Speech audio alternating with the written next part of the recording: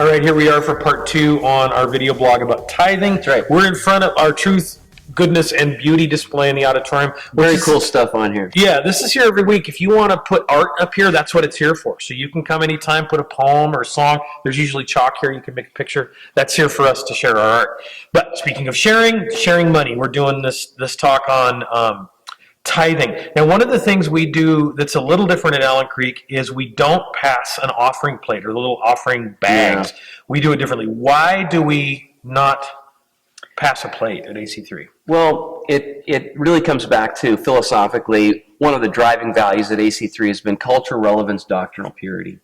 So when it comes to being culturally relevant, we've recognized if we're really trying to present the Jesus life to people who are outside the faith, one of their big objections is how Christians have handled money.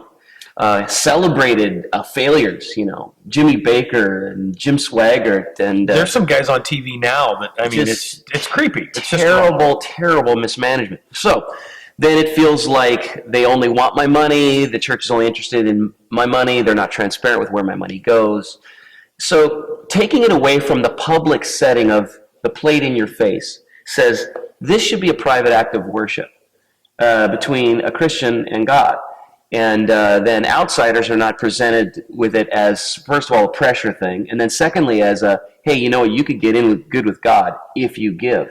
Yeah, because there's really two kinds of social pressures that happen when the plate passes. And by the way, this isn't a criticism necessarily of other churches who choose to do that. It's just something we've chosen to do. But you got to acknowledge there's that. If you've ever been there, there's two kinds of pressures that come along. First of all, it's like, oh man, I got to give money because everybody's watching me. Right. But then there's the pressure of you're watching everybody else. Right. And you're like, well, what's that person going to do? And then you're in a position where you might be passing judgment on somebody else's giving, and that's really not our business. It's a little weird.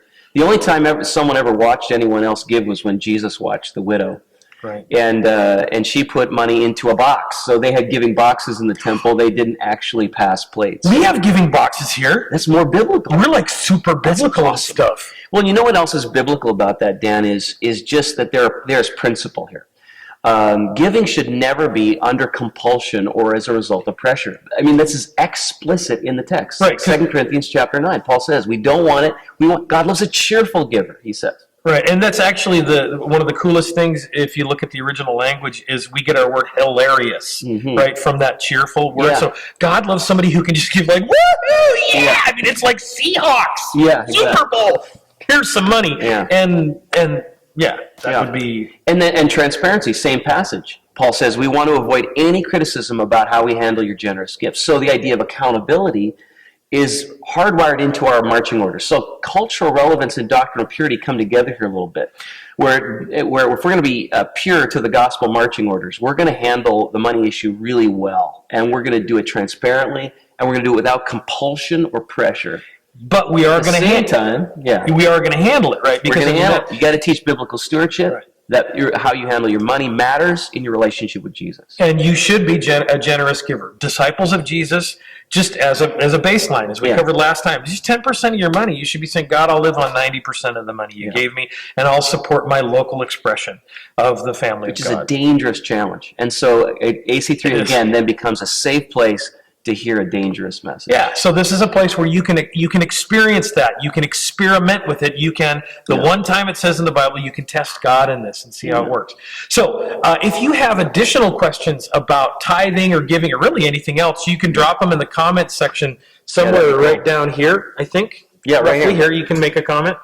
Or you can email us, or however you want to get a hold of us, and we'll do our best to address it. There may be some more installments on the giving thing here, but always check us out, ac3.org, up-to-date information, and all our other videos on the blog. Also, you can like it here, too. Like it. I like it.